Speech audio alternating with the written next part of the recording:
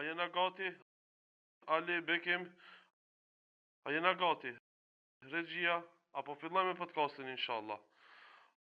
Hajde, bismillahirrahmanirrahim. Çdo gjë është në rregull, mundemi me fillu edhe një emision i radhës. Bismillahirrahmanirrahim. Shikues të nderuar, sot jam shumë i lumtur sepse e kam hoxhën e nderuar Enes Goga. Hoxh, mirë se erdhe. Faleminderit sonullah. Lumturia edhe privilegji edhe kënaqësia është edhe imja njëkohësisht. Edhe pse jam musafir juaj, por edhe pse jam musafir me një kontribut sa do të vogël për një adresë siç është Audionuri, një adresë e cila tani më është një emër kredibil gjithandej globit, ku mbar besimtarët dhe besimtarët, mbar muslimanët, por gjithë shqiptarët pa dallime e kanë adresë, referencë, një emër shumë serioz dhe kredibil,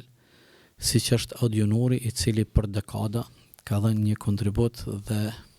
vazhdon në botën digjitale, në botën e medjave, tjetë një yll i cili shkelqen fuqishëm, ashtu sikur yjet që shkelqejnë dhe zbukurojnë qiellin. Zoti ju dhasht jetë gjatësi dhe lusë Allahun te baraka ve teala që çdo herë t'jeni të dobishëm dhe t'jeni në të mirën e popullit ton, vendit ton dhe mbar vëllezërve dhe motrave tona kudo që ata jetojnë në mbar globin. Alhamdulillah. Shfrytëzoj rastin publikisht kështu me të falenderuar që jenë një ndër shkaktarët që unë jam këtu ku jam, aktivist islamik, derse tua, me vite i dëgjoj, me vite kënaqem me derse tua. Allah të shpërbleft për kontributin që e ke bërë deri më. Allah shpërbleft, po ju them shumë sinqerisht, deklaratat sikur kjo e juja, neve na japin shumë motiv, na japin shumë kurajo. Prandaj lusë Allahun dhul xhelal që të na ruaj dhe të na forcon në rrugën e tij dhe të na shton edhe vullnetin edhe zellin deri në fundin e jetës tonë, të jemi në shërbim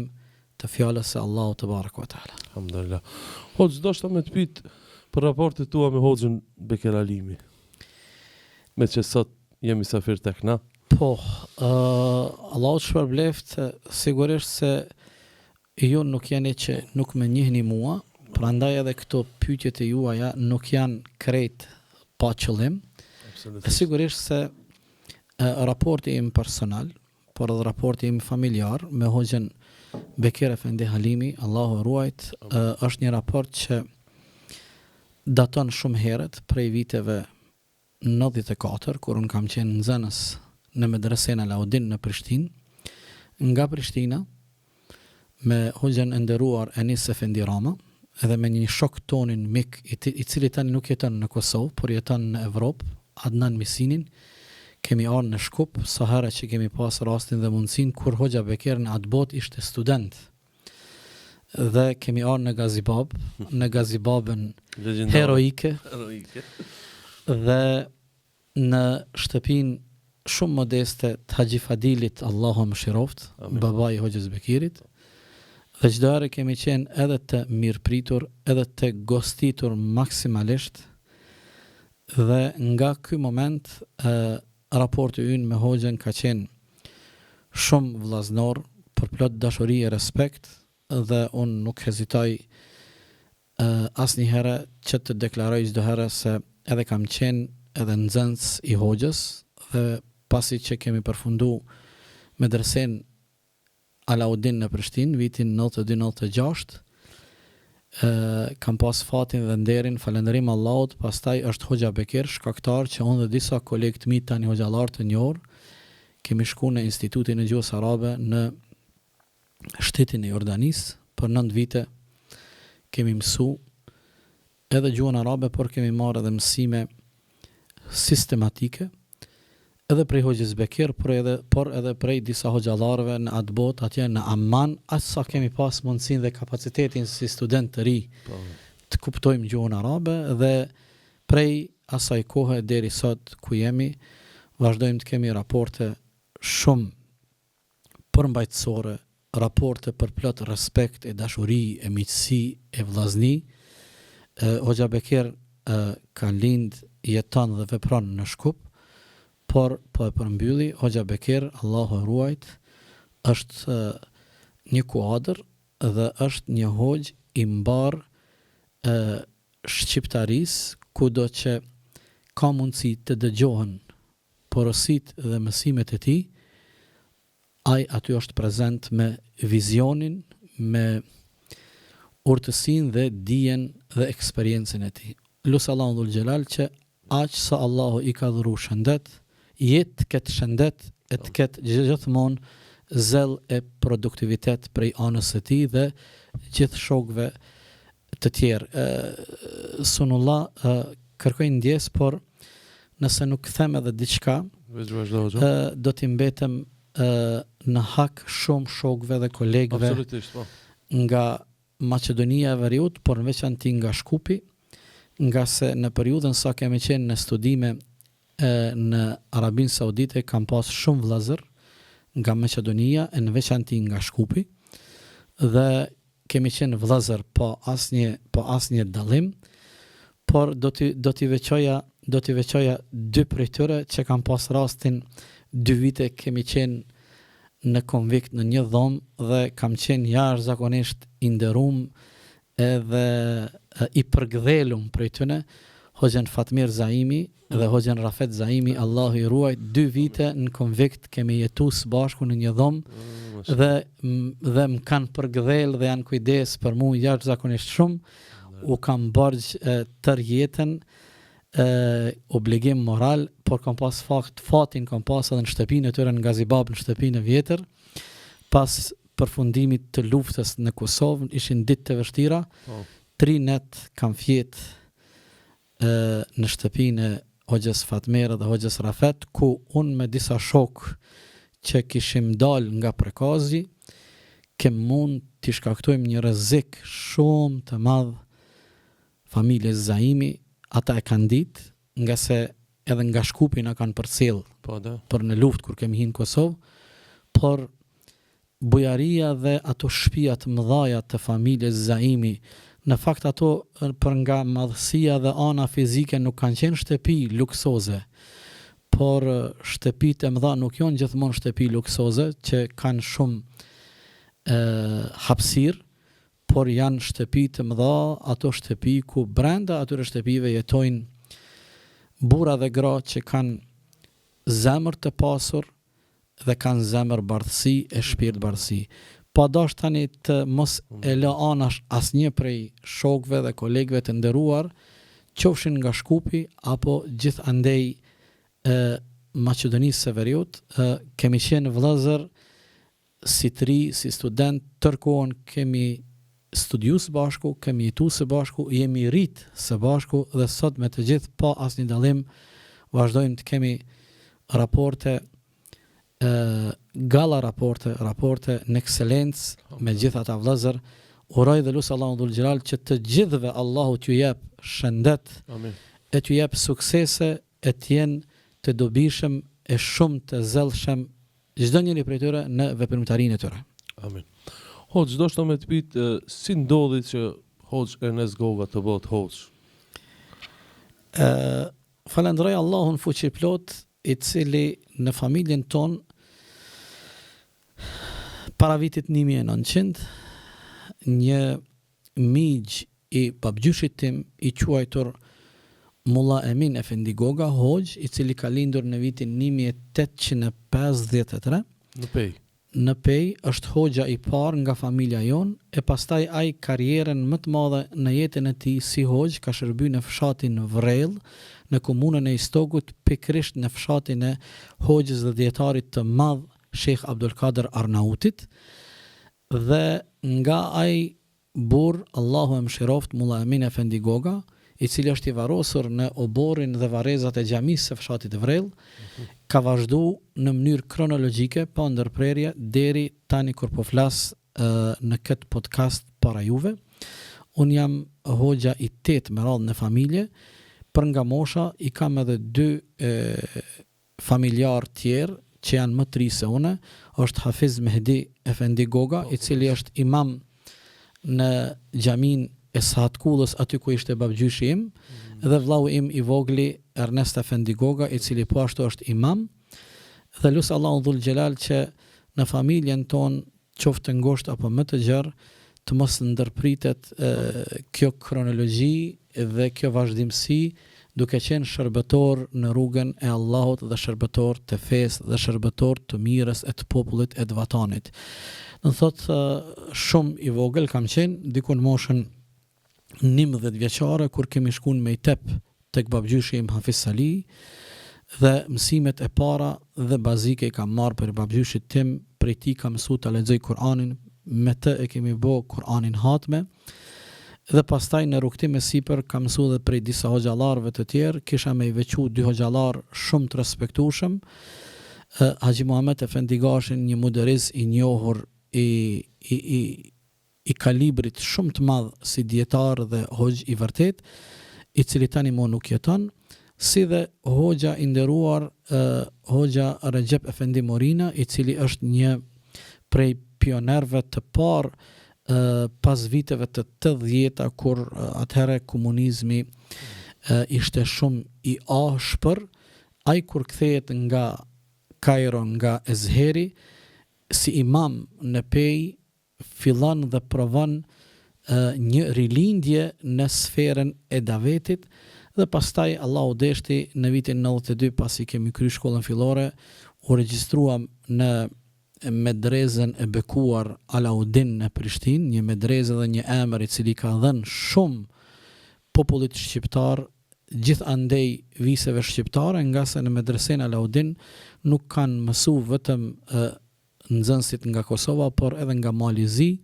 edhe nga Maqedonia, edhe nga Lugina e Presheves, pastaj pas luftës edhe nga Shqipëria e kështu me radhë, dhe Allahu Dhul Gjelal deshti që të na nderon të jemi në këtë rrugë. Po e përmbylli me një fjali, tër merita pas Allahut fuqiplot i takon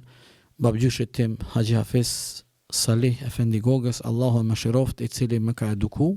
më ka frymzu, që ne në atë kohë të jemi nxënës të medreses, të jemi nxënës të mejtepit të Kur'anit, dhe të marrim këtë mision kaq të rëndësishëm, misionin i cili është vazhdimsi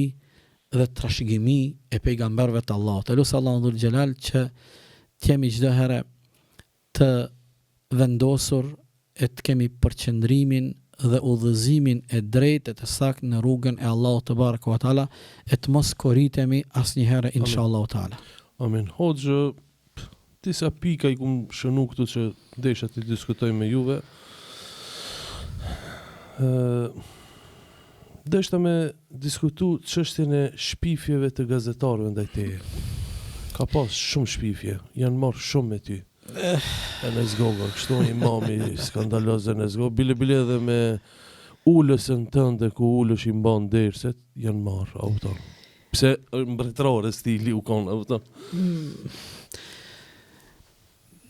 Kjo periudhë ka qenë një periudhë jashtëzakonisht jo e lehtë për mu, po mu më vjen keq për familjen time, prandaj përfitoj nga rasti dhe i kërkoj ndjes familjes time. Normal edhe ato kanë qenë për shkak se ata janë përsekutu padrejtisht. Lutë Allahun te baraka ve taala që ato më shumë se një dekadë ka qenë një fushat e fokusume rreth aktivitetit ton. Lutë Allahun te baraka ve taala që spaku krejt ato të thëna të pavërteta dhe ato gënjeshtra që janë thënë dhe janë përcjell të na shërbejnë inshallah taala si pastrim në këtë botë. Nuk kisha dashur shumë të ndalem të ky kapitull, por me do e mos duhet të ndalem tek një 2-3 elemente. Prej vitit 2011 e deri në diku në fund të vitit 2022 ka pas një fushat sistematike, ka qenë e koordinume, ka qenë e porositur, e dim fare mirë nga kush, qysh dhe si, por me kohë, ndoshta jo në kohën e dur, pak me vonesë, por më mirë vonë se sa të lihet krejt, na kanë udhëzu njerëz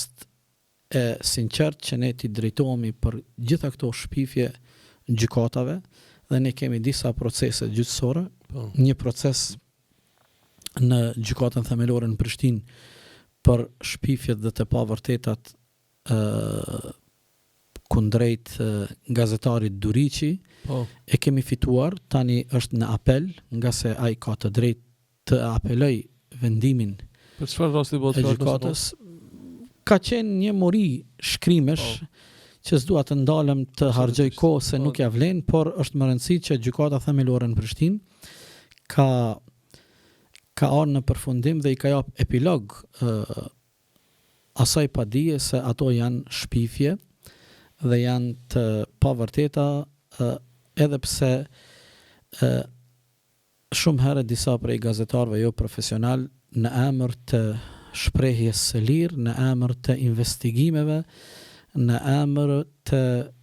gjërave publike të cilat ju interesojnë opinionit, ata i japin vetes së drejtë të merren, por po te kalojnë ato limite të cilat nuk duhet të te kalohen, po ashtu e kemi edhe një proces gjyqësor me gazetarën Gjara, ku të them të drejtën jam i habitur pse vendimi nga gjykata themelore në Prishtinë nuk ka ardhur në favorin ton, por ne e kemi apelu rastin dhe e them me plot gojë dhe me vetdije të plot se ky vendim është marrë padrejtësisht dhe është indikuar nga qarqe të ndryshme, nga se edhe gjykatësia në fjalë ka rënë në ndikimin e faktorëve të caktuar, nga se gjatë seancave duke u zhvillu procesi gjyqësor, kemi pas mysafir të paftuar, mysafir ndërkombëtar, kur edhe gjykatësia është habit, kur ju ka bo pyetje dhe ka thonë kush jeni ju dhe kënd ju e përfaqësoni se s'kemi marrë paraprakisht lajmërim se ju do të vini këtu dhe do të keni interesim për një rast gjyqësor, dhe unë kam qenë i bindur dhe vazhdoj të jem i bindur se apeli do ta thot të vërtetën, nga se shpifjet e Gjarës janë shumë të ronda, janë aq të ronda sa që prap po them jo vetëm unë, por shumë njerëz të cilët e kanë njohur rastin përse afërmi janë habit, nga se gazetarja Gjara pretendon se ne kemi qasje në prokurorinë dhe në policinë e komunës së Pes dhe ata me ne ndajnë të dhëna në konfidencë, e pastaj ne nëpërmjet atyre të dhënave që neve na i ofron prokuroria dhe policia, ne i shantazhojmë imamet e moderuar sipas Gjarës. Ne nuk njohim imam të tillë. Pastaj është një shpifje tjetër jashtëzakonisht skandaloze, kur ajo thot se kinse unë kam një grup në Pej të cilët në mënyrë brutale i rrahin dhe i maltretojnë pjesëtarët e besimeve të tjera. Kjo është shumë e rëndë, kjo është një e pavërtetë e madhe që e tejkalon emrin e Enesit, e tejkalon institucionin e Bashkisë Islame në Pej, por kjo i shkakton jashtëzakonisht një dëm të madh imazhit të shtetit të Kosovës. Asnjëherë në komunën e Pejës, kur aty është prezent edhe KFOR-i, ka qenë edhe UNMIK-i deri në kohë të caktuar, edhe OSBE-ja, organet e drejtësisë dhe organet e sigurisë tonat vendore, për 25 vite apo 26 vite pas luftës në Pej, në komunën tonë nuk ka ndodhur asnjëherë dhe kur që ndonjë pjesëtar i besimit tjetër jo islam të rrohet në mënyrë brutale. Do të thotë, janë edhe disa shpifje tjera, por unë habitem me gjykatësen e rastit se si ka arrit të gjitha këto ti tejkaloj. Do të thotë, këto janë gjëra të cilat si thuhet është shkru e zeza në të bardhë. Të gjitha këto i ka shkru me penden e saj jo profesionale gazetarja Gjara. Prandaj unë shpresoj dhe pres që apeli të thot fjalën e vet, jo për Enesin, nga se edhe një qytetar më i rëndomt kur lexon, nga se ajo me gazetën e saj Zëri Po. ka qenë në rolin e si thuhet ajo fjala gjahu i shtrigave, domethënë ka qenë roli i saj dhe ka abuzu jashtëzakonisht shumë si kryeredaktore me këtë gazetë, prandaj unë nuk e kam personale asnjëherë, por nuk mund të heshtim përballë të pavërtetave dhe përballë gënjeshtrave skandaloze të cilat ajo është mundu në agjendën e saj, nga se tani më çdo gjë është e qartë, ajo ka qenë një aktere që ka qenë pjesë e një agjende që ajo e din fare mirë cila ka qenë ajo agjendë dhe mbar opinioni jonë e ka kuptu se agjenda e saj ka qenë një agjendë për plot dëshpërim. Absolutisht. Më kujtohet si sot hoç në atë kohë kur ishte ajo e luftoi ke islamin radikal, terrorizëm, kujt diçka. Patar në Shkup me bo intervistë me Hoxhën Bekir Alimi, edhe kujtohet si sot mikpritin që ja banëm ne asaj. Bile kish marrë me vete edhe djalin e saj. Bile e cek me një intervistë, këto ditë e ka bo një intervistë ku e cek, thot, ishim në Shkup, dhe më thonë, atë shumë kumë reziku, ishim në Shkup të një imam radikal, për Hoxhën Bekir e kishte fjallën, sa që atë shumë rezikova e mora dhe djalin me veti, që nuk ishe vërtet, Hoxha Bekir edhe një intervistë shumë të bukur, që ajo kur nuk e ka publiku, bile atë shumë ishte me sjellje mirë ndaj saj Hoxha Bekir, sa që i preferoj djalin të çoje në kopsh zoologjik në Shkup, me që kopshti zoologjik në Shkup është shumë i njohur. Dhe sjellje, unë e shifsha pjanë është Hoxhën Bekir atë shumë sillte mirë ndaj Arman Axharit, mirë pa ajo e kthai me gënjeshtra dhe Po pikrisht sunullah, dhe më thotë mu më vjen keq që edhe disa kolegë tonë në Kosovë të cilët nuk ju kanë adresu gjykatës për shpifjet dhe të pavërtetat që janë thënë prej vitit 2010 deri në vitin 2022-3 afërsisht, edhe tani ko pas kohë, por tani më opinioni publik është ngop, nuk po flas tani për emra të përveçëm, por po flas për gjithë ata gazetar apo gazetare, se gazetaria është një mision dhe është një profil jashtëzakonisht i dobishëm kur ajo është në shërbim të mirës dhe të vërtetës, por kur gazetaria e merr rolin e gjahut të shtrigave dhe bjen nën diktatin e agjendave të caktuara, atëherë ajo nuk është mo gazetari, por është diçka tjetër. Prandaj unë nga ato vitet vështira që i kam përjetu, por edhe familja ime, por edhe institucioni Bashkisë Islame, nga kjo përvojë modeste i kisha sugjeru gjithë kolegëve në veçanti, por edhe të tjerëve që në raste të caktuara të mos hezitojnë dhe menjëherë ti drejtojnë gjykatës, nga se kjo është rruga jonë e vetme që ne mund t'i edukojmë ata apo ato të cilat guxojnë dhe të i kalojnë ato limitet profesionale dhe thojnë të pavërteta dhe thurin shpifje dhe gënjeshtra. Pra, apel nga Hoxha Enes Goga ndaj hoxhallarëve kolegëve, kush mirët me ju, kush ju nguc me një herë në gjykatë. Hoxha, këto shpifjet ju kanë bërë edhe dëm, si që cekëm, ju ishit edhe të burgosur. Para me në Hoxha Enes Goga, cili rjedh mjallë nga goja e ti, në burg. Por edhe jo ka qenë një eksperiencë interesante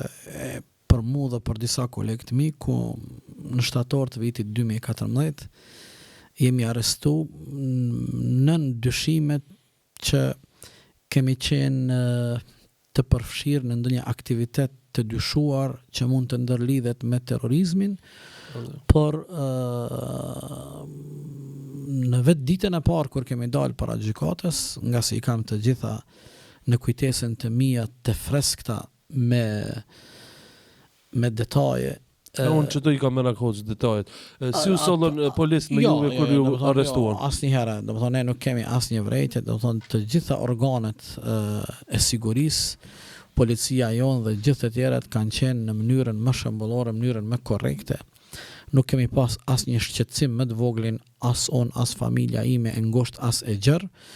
por jemi përsekutuar në kuptimin e proceseve gjyqësore. Unë kam qenë 15 ditë i arrestuar dhe që në ditën e parë kur kemi dalë para gjykatës në Prishtinë, gjykatësi në fjalë nuk kishte mundësi që as të na jap të drejtën të na liron,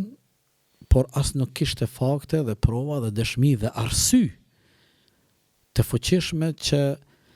ta vazhdoj paraburgimin ton pas 48 orëve. Prandaj edhe seanca u ndërprej pa marrë epilog. Dhe na kthyen prap ku ishim në paraburgim. Tek ditën e nesërme, jo në prezencën ton, gjykatësi kishte marrë vendim që ne të vazhdojmë paraburgimin për 30 ditë. Disa prej neve janë liru me njëherë pas një jave, unë kam qëndru 15 ditë, ka pas edhe hoxhallar tjerë cilët kanë qëndru më gjatë, sikur hoxha Dr. Shefqeti, Allah ruaj dhe të tjerët, por që është më rëndësi është se të gjithë janë liru, përjashtimisht kemi mbet 3 hoxhallar të cilëve në është ngrit akt akuza për gjuhën e urrëties dhe mosdurimin fetar. Dhe në fund pas një procesi të gjatë, më shumë se një vit, jemi shpallur të pafajshëm dhe jemi liru prej gjithë atyre akuzave të cilat kanë qenë më shumë të porositura, të cilat kanë qenë më shumë të diktuara, të cilat kanë qenë më shumë nën presionin e të tjerëve, e që sigurisht ndonjë ditë do të zbardhet kjo e vërtet e madhe edhe me shumë. Tash, a ka akterë cilët janë mundu me kapitalizu politikisht arrestimin ton, a ka motive të tjera, le të mbetet kjo në të ardhmen dhe le të zbardhet prej njerëzve që janë mendje ndritur. Në ditën kur jam liru, me kujtohet si sot, një gazetar i Klan Kosovës, Ardian Gaxheri, ka ardhur dhe më ka intervistu pranë banesës time, dhe me kujtohet shumë mirë kur i kam thënë sa jam i mërzitur dhe jam i dëshpruar për këtë çfarë më ka ndodhur, jam edhe i gëzuar nga se njëherë për gjithmonë le të ndahet shapi prej sheqerit dhe le të pushojnë gjithë ato fjalë dhe ato zëra që për një dekadë pothuajse nuk janë ndalë dhe të kuptohet e vërteta dhe të dihet kush është kush. Dhe falenderoj Allahun dhul xhelal që ne vazhdojmë deri në këto momente të jemi çdo herë në shërbim të vendit ton, çdo herë në shërbim të vëllezërve dhe motrave tona, çdo herë në shërbim të komunitetit dhe shoqërisë ton, vendit, shtetit dhe gjitha institucioneve. Sonullah, nuk po e them këtë që të krekosem e të mburëm, asnjëherë tani nuk po flas në veten e parë, por ju e dini që të gjithë imamet dhe hoxhallarët dhe nënpunësit e Bashkisë Islame në Republikën e Kosovës nuk paguhen dhe nuk marrin asnjë cent nga buxheti i shtetit, respektivisht nga taksat e qytetarëve, por ne vazhdojmë të paguhemi prej atyre aseteve dhe pasurive që i ka Bashkia Islame, varësisht prej komunave dhe bashkësive islame, nga se disa kanë pasuri vakëfe, disa s'kan, dhe prej mirësisë dhe bujarisë së popullit. Dhe kjo neve na bën të jemi shumë faqebar dhe krenar në një anë, në anën tjetër shumë mirënjohës dhe të obligum karshi popullit tonë që kemi obligim të jemi në shërbim të tyre. Por ajo çfarë neve na bën të jemi krenar dhe faqebar, po e them unë për 22 vite radhazi, po e llogariti vetëm kohën oficiale kur jam kthy nga studimet dhe jam bë punëtor i Bashkisë Islame, derisa të vazhdoj dhe mundohem të jem çdo herë në shërbim të vendit tim, të popullit tim, të qytetit tim, të komunitetit tim, të vëllezërve dhe motrave të mia, me aq sa di dhe aq sa kemi mundësi t'ja dalim ato që mendojmë se janë të mira për vendin tonë. Por ju vetëm unë, gjithandej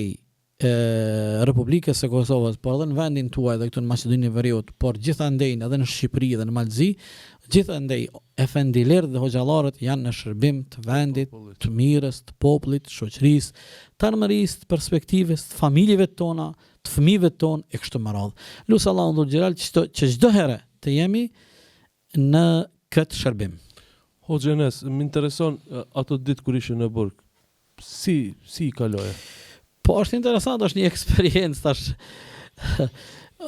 Në kuptimin fetar ne gjithmonë lutemi që Allahu të mos na sprovoj me ndonjë barë e cila është e papërballueshme për ne,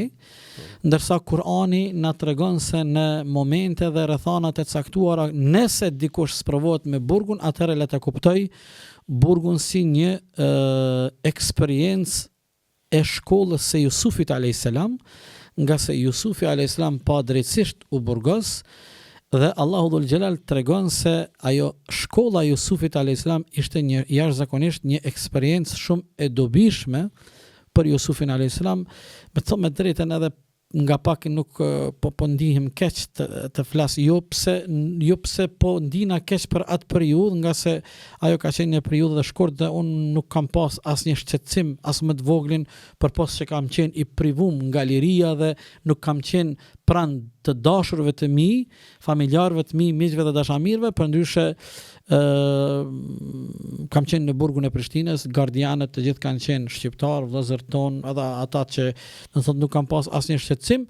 por është një eksperiencë interesante, por që nuk ja dëshiroj askujt. Hoxh, ndoshta më fol edhe për një temë ku morë një iniciativë këtu në podcast, këtë hoxhallar që kanë qenë pjesëtar në UÇK, me fol pak diçka për. Ju keni qenë pjesëtar në Ushtrinë Shërimtare të Kosovës. Po, alhamdulillah, edhe këtë tani me thënë të drejtën nuk po e flas edhe këtë temë shumë me ato janë momentet më të mira nga jeta ime, por mos të keq kuptohemi prej audiencës që ne po bëjmë reklam apo po krekosemi apo po mburremi, por kjo është iniciativë ime me këtë xhallar. Allah shpërbleft, unë ndihem krenar që kam qenë ushtar i Ushtrisë Lirimtare të Kosovës dhe respektivisht kam qenë ushtar i Hoxhës Ekrem Avdiu. Hoxha Ekrem Avdiu, Allahu e ruajt, tani është kryetari i Bashkisë Islame në Mitrovic, është ai hoxha dhe ai shoku dhe miku ynë, i cili jo vetëm mua, por një numër të madh të kolegëve të mi, na ka thirrë dhe na ka bë bashk në prekazin legjendar. Në prekazin legjendar, prandaj unë me disa prej shokëve të mi, në vitin 1998, unë saktësisht në muajin maj, jemi kthy nga Arabia Saudite nga studimet dhe ju kemi bashkangjit radhëve të luftës tonë të bekuar, Ushtrisë Lirimtare të Kosovës, dhe edhe një herë jam shumë krenar dhe ndihem shumë mirë që hoxha jon, hoxha Ekrem Efendi Avdiu, na ka thirrë dhe na ka bë bashk gjithë ata të cilët kanë dashur dhe kanë pas vullnetin dhe dëshirën, jemi bë bashk së bashku me të në prekazin legjendar dhe aty kem pas rastin edhe të njihemi për së afërmi edhe me disa figura dhe emra shumë të mëdhej. Tani disa prej tyre inshallah janë dëshmorë dhe shahida tek Allahu, siç është fjala për emrin dhe figurën shumë të respektuar Ilyas Kodrën, i cili është një prej komandantëve të parë të Ushtrisë Lirimtare të Kosovës, e aty e ka pas edhe figura dhe emra të tjerë që nuk po dua të zgjatem, po dua ta mbylli. Elus Allahu dhul xhelal që në trojet tona asnjëherë të mos ketë luftë. Nga se luftën nuk e dëshiron askush. Përfitoj nga rasti, lus Allahu dhul xhelal që ta lusim Allahun fuqiplot sa ajo është rregulluesi, mbikëqyrësi dhe krijuesi i globit i gjithësisë. Allahu ta ndal luftën dhe vrasjen e njerëzve të pafajshëm gjithë andej botës, por në veçanti në Palestinën tonë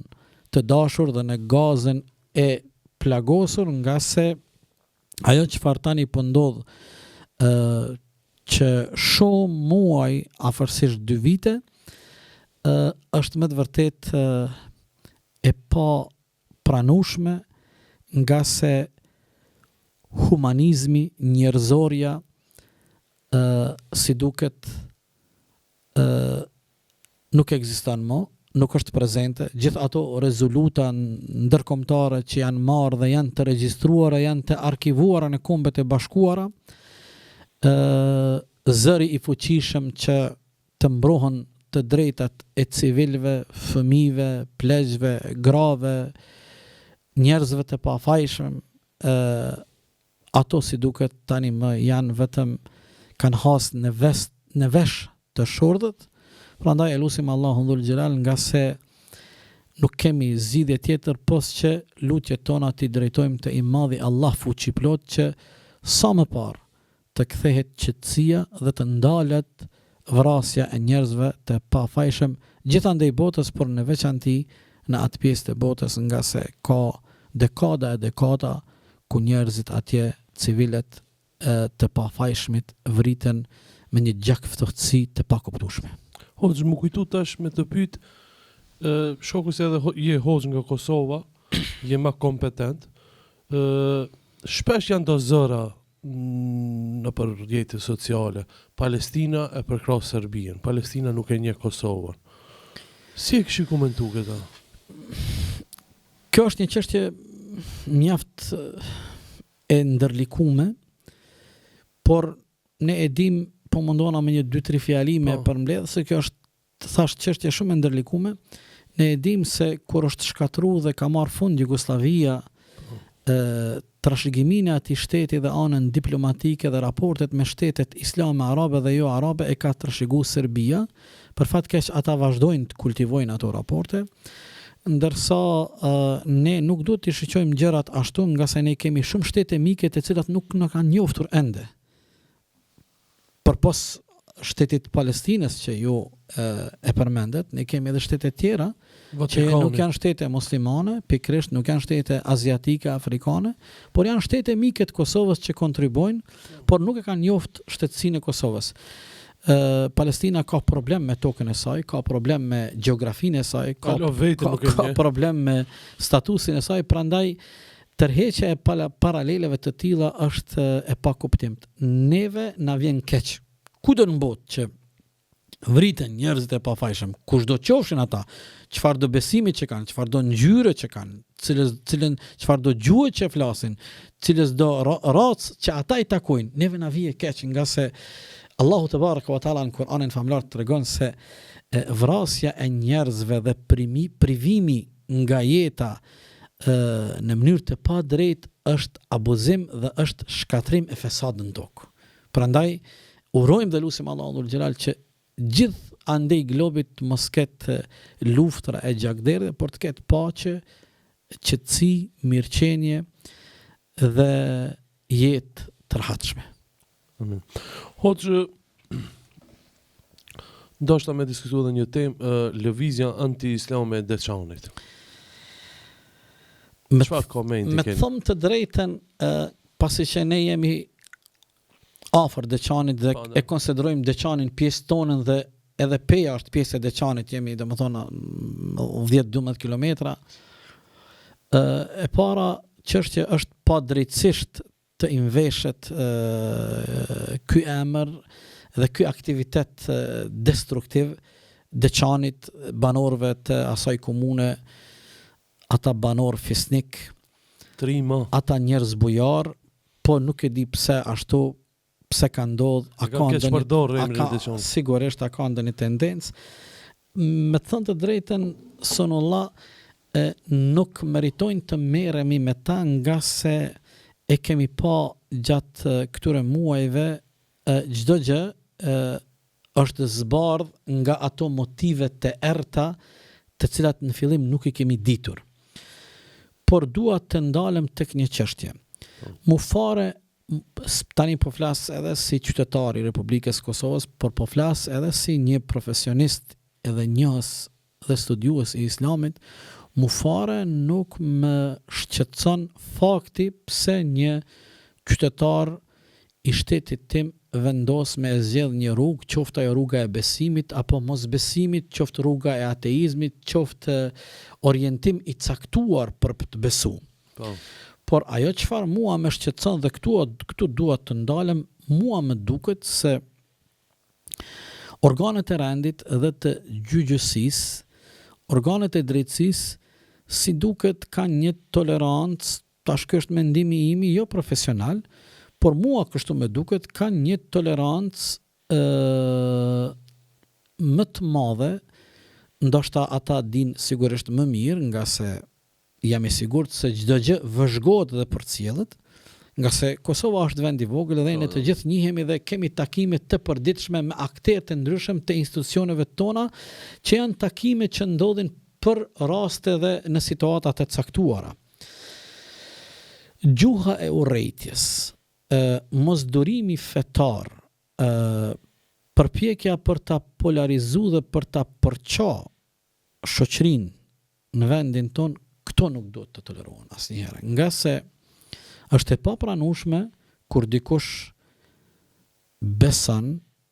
edhe mendon e pastaj edhe e thot atë se un mund të jem shqiptar i mirë vetëm nëse un konvertohem në këtë besim apo atë besim. Të them të drejtën, këtu pak prap ky është mendimi im i personal, mua më duket se heshtja e i peshkvis katolike nuk është korrekte. Nuk është korrekte, këtë e kam thënë disa herë, tani unë po flas vetëm si një qytetar, nga se nuk kam kompetencë të flas në emër të Bashkisë Islame, por po flas vetëm si një qytetar i Republikës së Kosovës. Nuk është më pak ta çfarë mund të them për heshtjen dhe pozicionin që ata kanë zgjedh përballë gjuhës së urrejtjes, përballë mosdurimit fetar. Mua më pak ta çfarë mund ta them, më duket një qasje jo korrekte prej i peshkvis, nga se dhe prej priftrive të caktuar kemi pa, kemi dëgju dhe kemi lexu deklarata tendencioze. Kur ne e dim, të gjithë ne e dim gjendjen dhe situatën çfarë është në Kosovë. Kosova nuk është një gjeografi me qindra kilometra, peja është në perëndim. Nëse e marrim gjeografinë dhe hartën e Kosovës, ne qytetin më të largëtin e kemi atje, po themi, në pjesën lindore ose jug lindore, që është qyteti i Kamenicës, e që i bie diku 2 orë pak ose 2 orë më pak apo më shumë, 10 minuta plus minus, prej pikës më të lartë me shku prej Pejës deri në Kamenicë dhe Anaseltas. Ne të gjithë e dim sa i kemi të mbushura xhamiat, sa i kemi të mbushura kishat, cili është interesimi i qytetarëve ton, xhamatit dhe grishës së tyre. Prandaj nuk është mirë të bim në gradsken e atyre planeve të këqija dhe atyre agendave që nuk ja dojnë të mirën as popullit shqiptar, as xhamis, as kishës, as vendit ton, as ardhmërisë ton, por sigurisht në një të ardhme jo të largët, edhe njëherë dua këtë ta nënvizoj fuqishëm, unë jam shumë kurështar që në një të ardhme jo shumë të largët, ne do të kuptojmë, do të lexojmë, do të shohim, do të dëgjojmë se kush ishte pas këtyre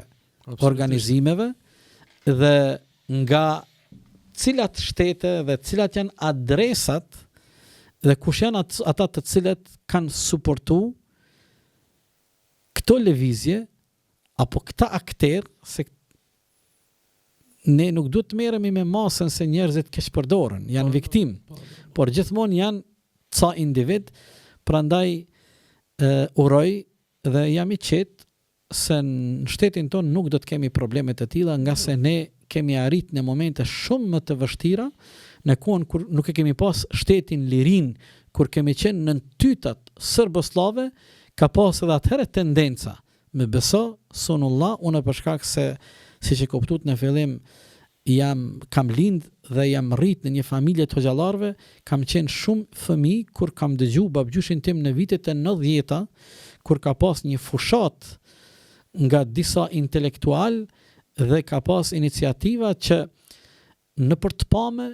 të luftohet selami, mërhabaja e kështu me radhë. Vitet e 90-ta, në emër të asaj se Amerika nuk do të na ndihmon, në emër të asaj se ne po shihemi ndryshe,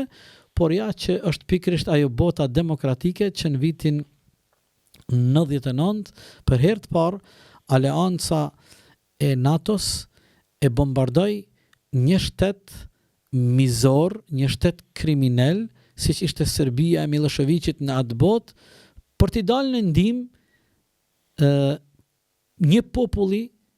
të vuajtur, një populli të shtypur, siç ishte populli shqiptar dhe të tjerët në Kosovën tonë. Prandaj uroj dhe besoj fuqishëm që do të kemi rastin të kuptojmë të vërtetën dhe do të dalin motivet dhe atyre akterëve që e kanë shit shpirtin e tyre për agenda të errta, ata do ta kenë vendin në anën e errët të historisë tonë. Është një fakt që asnjë të ri nuk e kanë, shumica janë pleq. Aty këto dënetria më shumë. Dëgjoni, neve na vjen keq për çdo kënd, por me besoni shumica janë viktim, edhe janë të keq përdorur, janë të manipuluar, janë të dezinformuar, prandaj neve na vjen keq kushdo qofshin ata, cila do të qoftë mosha e tyre apo gjinia, por megjithatë ne nuk do të lejojmë si shoqëri, nuk do të lejojmë që ne të jemi të polarizuar dhe të pranojmë një karem të tillë i cili është jashtëzakonisht i dëmshëm për gjithë.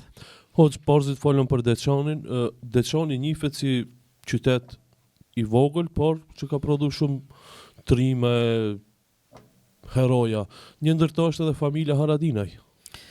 Po, në luftën e fundit të ushtrisë çlirimtare të Kosovës, zona e Dëxhanit ka qenë një zonë gjithandej e prekur nga lufta dhe një pjesë e madhe e të rive dhe të rejave kanë qenë pjesëtar të ushtrisë çlirimtare të Kosovës. Është edhe familja e njohur Haradinaj, cilët kanë dhënë një kontribut nga familja edhe e ngushtë por edhe e gjerë Haradinaj. Kemi edhe dëshmor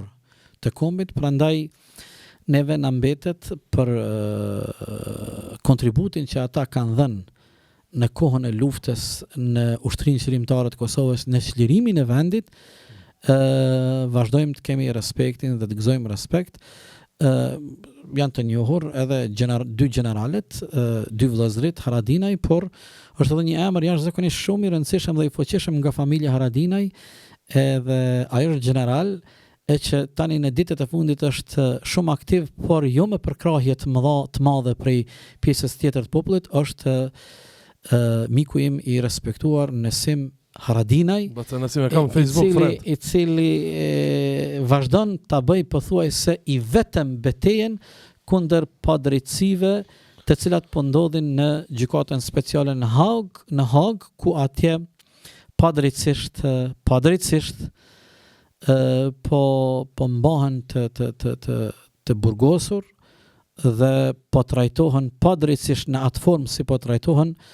krerët e ushtrisë çlirimtare të Kosovës. Më pëlqen shumë fakti që komandanti Nesim Haradinaj i ka raportet mira dhe me Hoxhën Shefqet, e viziton. Por unë kisha thonë jo vetëm Hoxhën Shefqet, ata cilët e njohin generalin, generali ka raporte me shumë hoxhallar, ka raporte të mira me gjithë, por edhe ai pati fatin jo të mirë, edhe ai u përsekutua për disa kohë padrejtësisht nga Haga, dhe uroj që ata të cilët janë ata të kthehen plot shëndet, të kthehen faqebardh dhe një herë për gjithmonë të merr fund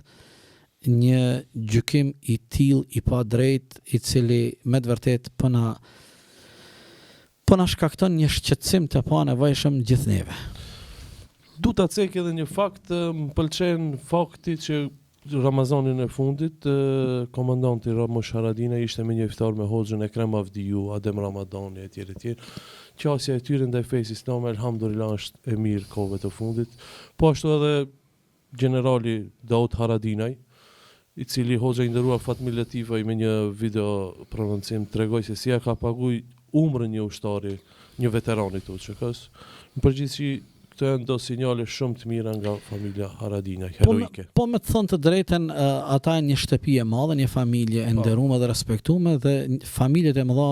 kryesisht janë edhe familje bujare, janë familje fisnike, prandaj uroj që gjithë ne të jemi çdo herë në udhë të mbarë, në udhë të mirë. Amin. Hoq, pasi që paralajmërova që ti do të jesh mysafir, ju do të jeni mysafir, më erdhën disa pyetje, kisha pas dëshirë për fond. Ti përgjigjemi. Pyetja e parë thotë kështu: a kam gjuna që lexoj më shumë libra fetar me komentimet e sureve se sa vetë Kur'anin? Pyetje interesante. Kisha me jap një propozim. Ndoshta në Ramazan le të jetë kjo përgjigje ime dy kahore. Në Ramazan më shumë të lexojmë Kur'an origjinal ata të cilët din, por edhe të ndalemi në kaptina ajetet caktuara në komentimin dhe interpretimin e tyre në gjuhën tonë të bukur. Ndërsa jashtë Ramazanit të kemi një program kur ne lexojmë Kur'anin origjinal, sistemi ne e bëjmë hatme, ndërsa pjesën ndërmuese t'ja kushtojmë leximit në gjuhën tonë duke meditu rreth ajeteve të Kur'anit, duke kuptu mesazhet e Kur'anit, duke lexu interpretimet e Kur'anit, duke i kuptu suret, nga se të gjithë dietarët islam me këtë po e përmbylli, normal dietarët islam kanë qenë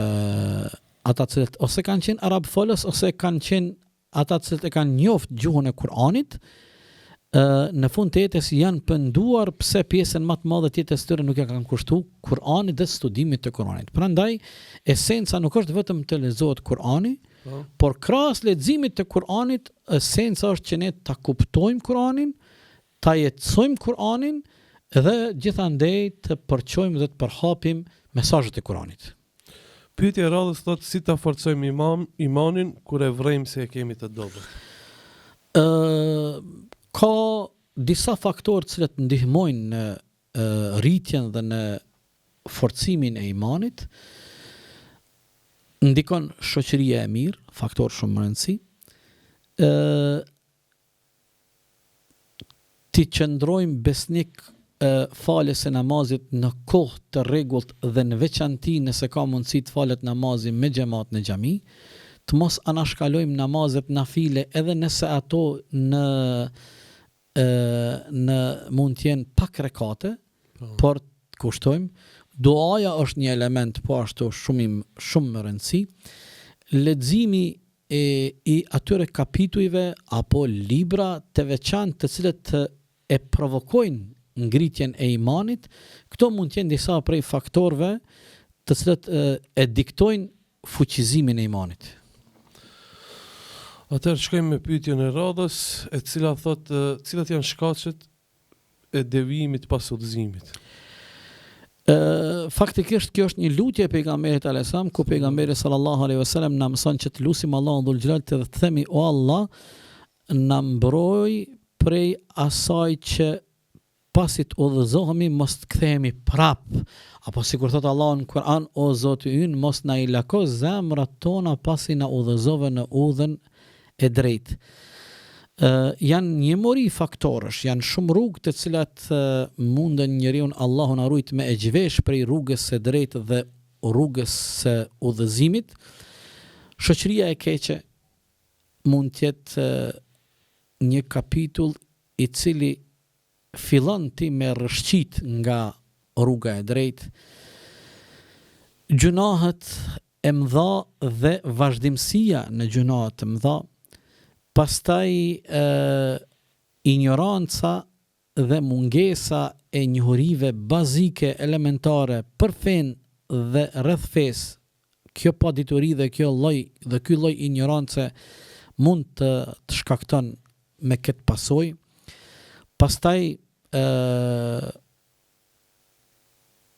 jeta e shfrenume dhe vrapimi pas epsheve dhe dëshirave. Ne ndonjëherë e keq kuptojmë sunullah çështjen kur themi vrapimi pas epshit. Jo domosdoshmërisht ti mundesh me vrapu pas epshit në ato harame të mëdha, por ndonjëherë edhe zhytja në gjëra luksoze, në kënaqësi që janë të lejuara në këtë botë, por që pastaj ndoshta në një përfundim mund ta marrin një epilog shumë negativ, janë elemente që të gjitha këto mund të kontribuojnë që Allahu na ruajt njeriu në fund të ditës të mbetet i zhveshur nga imani. Në fund, po e përmbylli, jo pa ndonjë urtësi të madhe, por me një urtësi shumë të madhe, Allahu fuqi plot na ka obligu që ne brenda 24 orëve kur falim namazin minimalisht 17 herë brenda ditës themi ihdina siratal mustaqim, o Zot na udhëzon në udhën tënde të drejtë. Thash minimalisht duke i llogaritur vetëm namazet edhe rekatet farze, e që gjithsesi duhet t'i shtojmë edhe namazet synete, atëherë vetë kërkesa që ne pas çdo 3-4 orëve në distancën mes namazeve e ndjejmë nevojën që Allahu të na forcojë në udhën e tij të drejtë, kjo tregon se sa çmim dhe vlerë të madhe ka udhëzimi në rrugën e drejtë. Pyetja e radhës thot: Selam aleikum. Aleikum selam. Kam një pyetje, jam fal pa çerab ndonjëherë dhe më thon se tu ka pranu namazi, jam femër. Është një debat i njohur brenda medhhebeve dhe shkollave juridike, por fatmirësisht dhe elhamdulillah që kemi edhe mendime të fuqishme dhe të argumentuara nga shkollat juridike të pranuara tek ehlus suneti që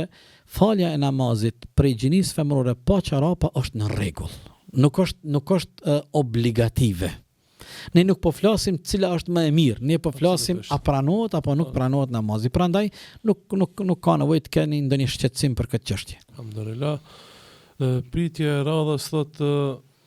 një këshill nga hoxha për ata që kanë një këshill për ata që kanë frikë vdekjen edhe pse janë të udhëzuar.